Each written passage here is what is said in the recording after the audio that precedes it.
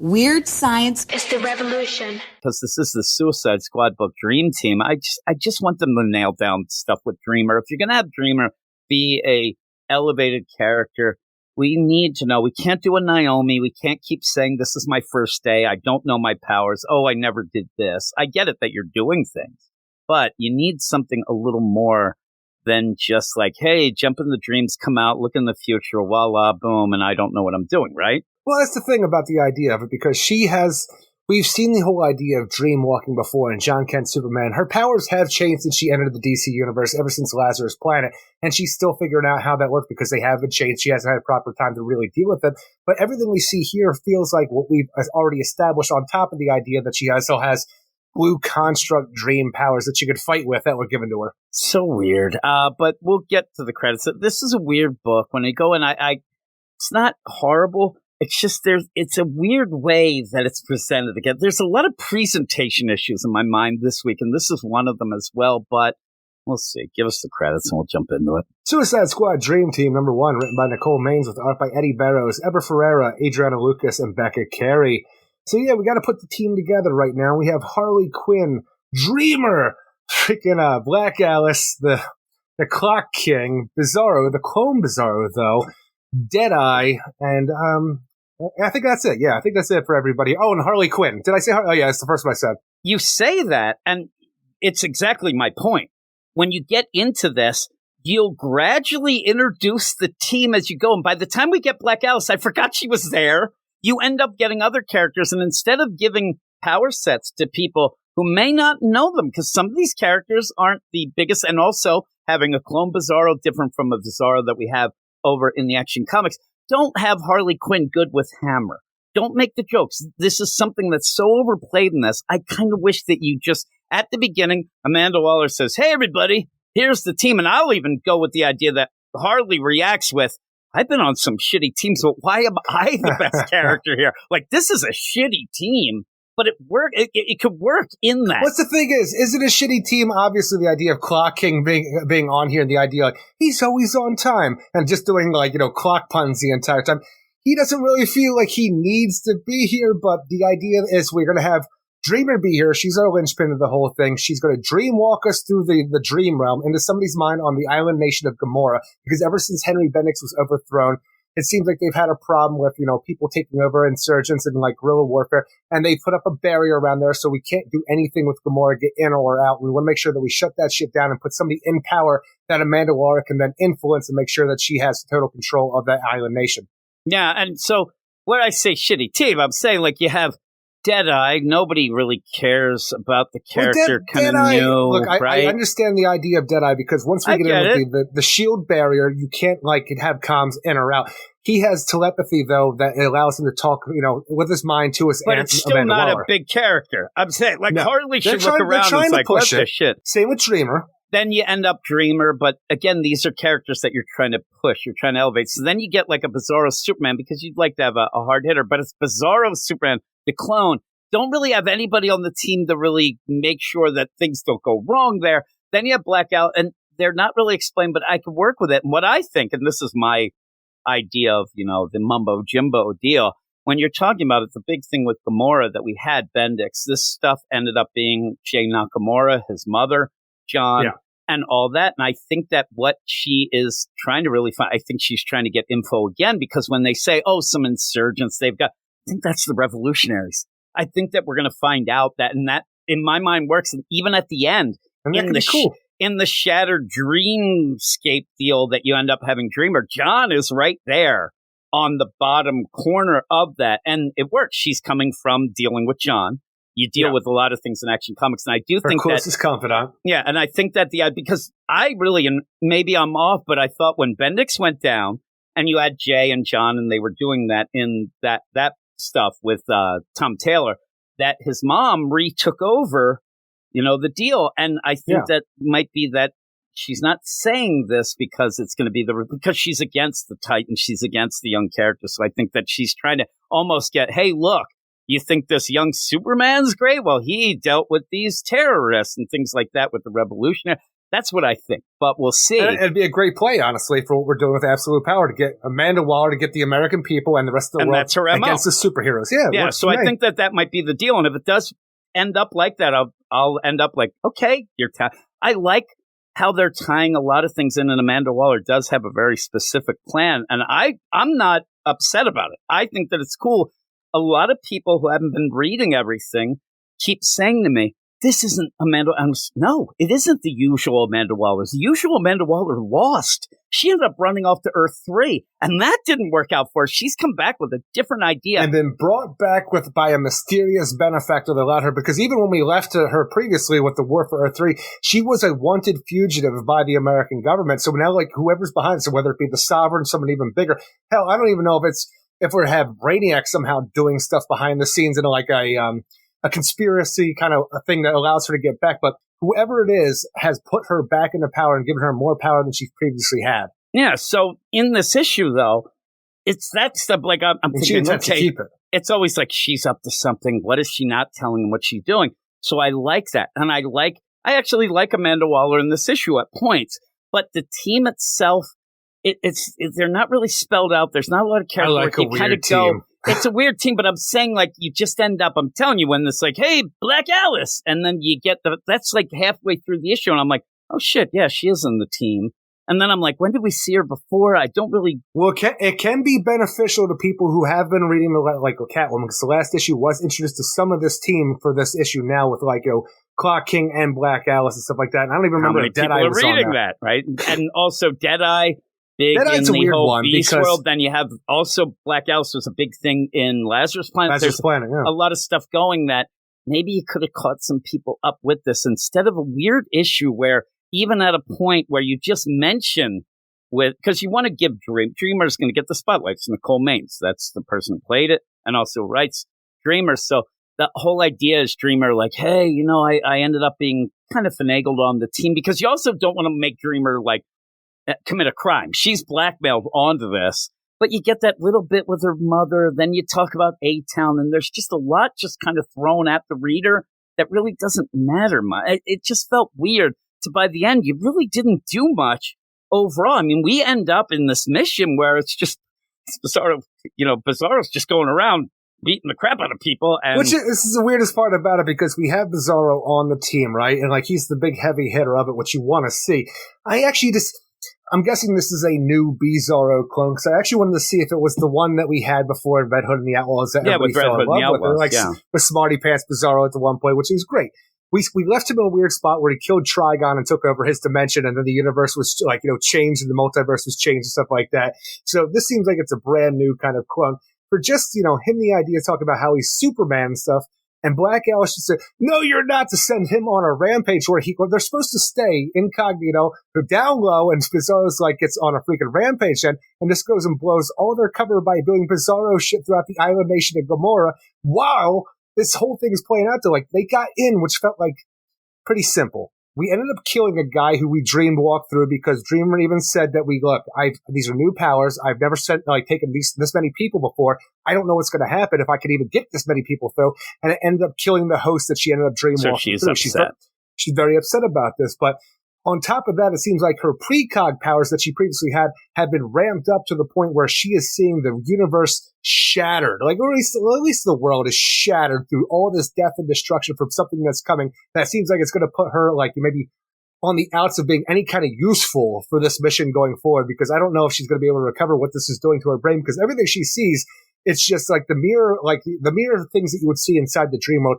Visions of everybody just shattering and the destruction from what Amanda Waller will cause with this mission going forward. Yeah, and so when you get in, and some of the things where I was saying about Jay Nakamura's mom and the idea where when they do get in, and there's Gamora, they have a bubble around them, but when they get in there, the team, and again, this team is a weird team. They're not necessarily the most evil of characters, really, but when they get in there, first off, I expected more of the dream walking.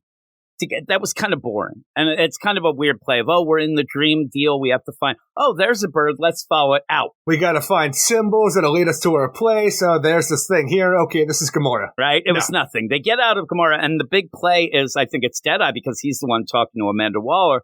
Hey there, Annie Waller. It's weird. I'm looking It's so outside weird, the window. Deadeye. It's so weird. And I'm telling you, even if it's of the mind, I swear to God, she would say, like, stop it. I told you not to call me that. But he looks up and he says, hey, Annie Waller, people seem happy here. Like, it doesn't look bad here. What's going on? You kind of told us that there was bad stuff and we have to come in and fix this and stuff. They seem happy. That's where I think that it is still Nakamura and they have sequestered themselves away from the rest of the, because they think the rest of the bull crap, like almost like a Wakanda. Hey, that's a good call. I like that. Yeah. And I think because he does say, and it's like and Amanda Waller, she tells him, shut your mouth. Like, that's none of your concern, because you look, people are just walking around high-fiving, like everything seems fine. And he's really like, this is weird. Like, just down the line. Everybody walking around high-fiving. High-fiving, everything's great. I see this shit in a place, I'm like, everybody's brainwashed. Don't everybody touch me. This is a weird place to be. It's just a weird deal. Like, and he's like, yeah, everybody seems okay here. Like, everybody seems like they're fine. She's like, don't worry about it. Don't worry about it. That's my concern. And he's kind of like, I'm telling you, he's like the classic of, he's kind of like a joke. And I almost would get where somebody says on the side, what's with this Deadeye? Like, my sister, she's making me end up doing this. Like, it's almost like she's giving him the position just because she made a promise to a family member. But he has the telepathy deal, so it works. I'm saying, though, Deadeye feels like the weirdest part of this, because everything we had leading into this felt like Deadeye was against this and at all costs and everything like that. Was even a part of the team with Vixen, Val-Zod, and like the original Batwing and stuff like that, where maybe they're going to take Waller down. So maybe he is playing something, but he it just feels like an weird Otis now, almost like, okay. He does. Even with the anti-Waller stuff feels weird, and even if he does play nice like this, and even though he would be family to Amanda Waller, I feel like him agreeing to do what she wants, that's a red flag in her mind. Yeah, and there's a weird thing. Like, how about this? Remember and what was it that we had? It was Heroes in Crisis. I hate to bring it up.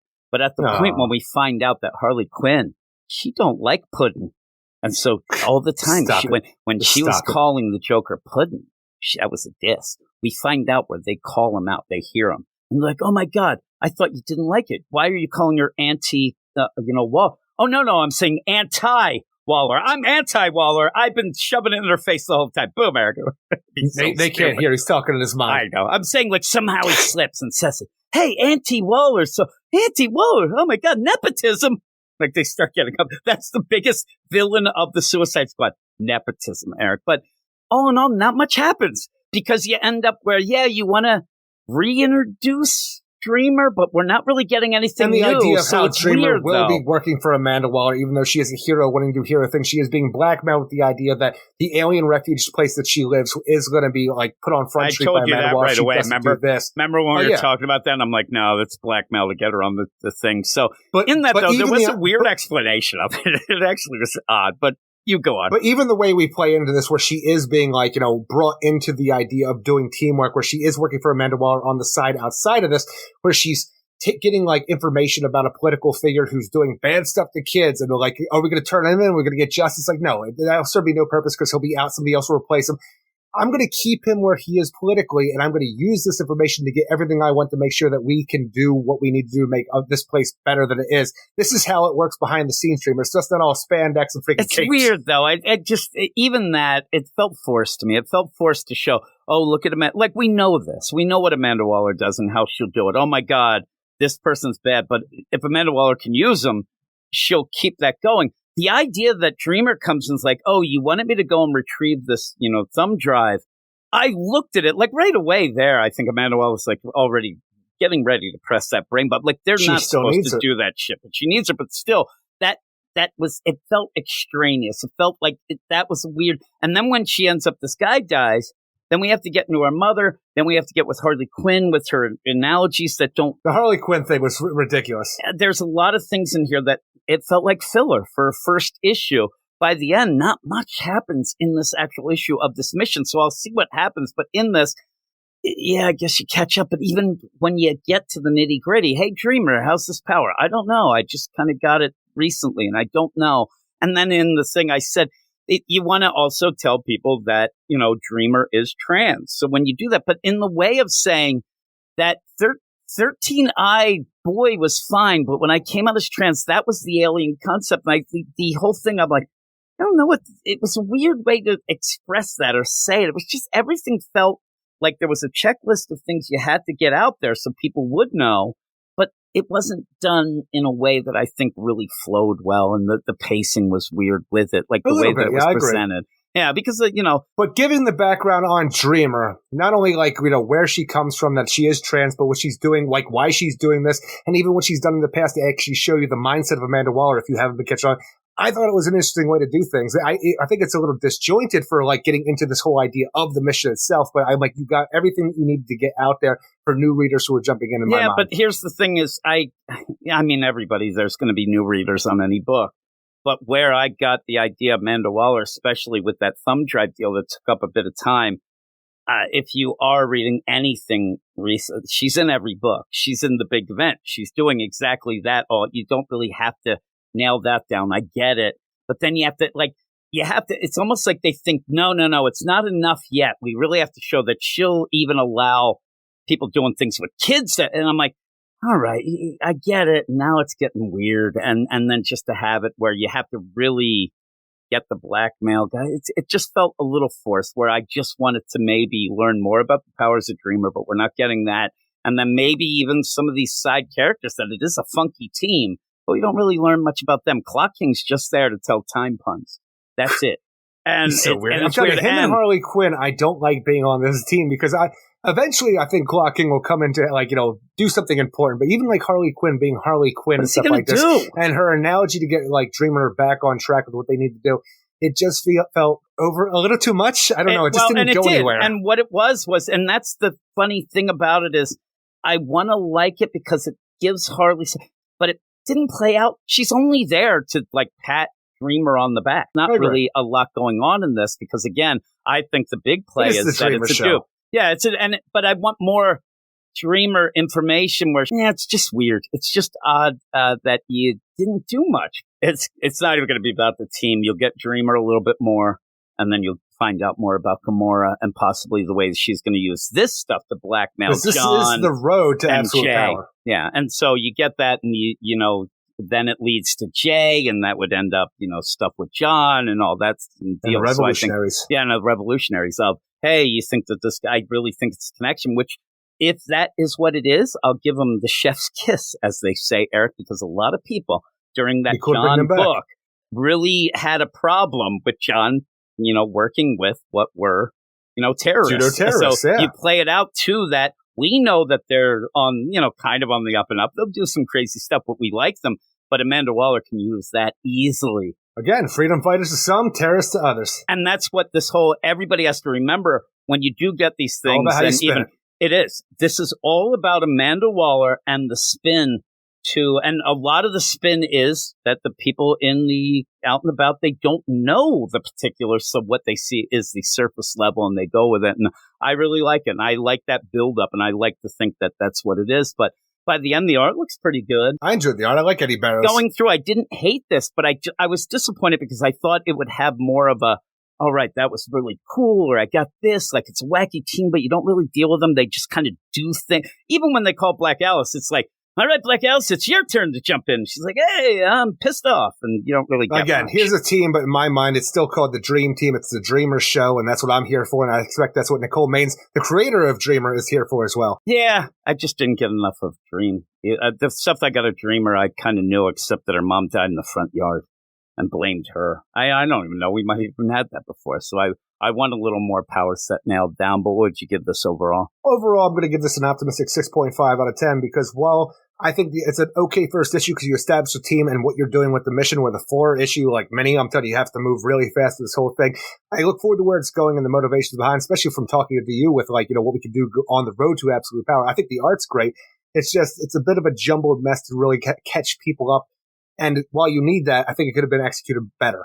And yeah, honestly, some of the team, it's like I said, it's the Dreamer Show, but yeah.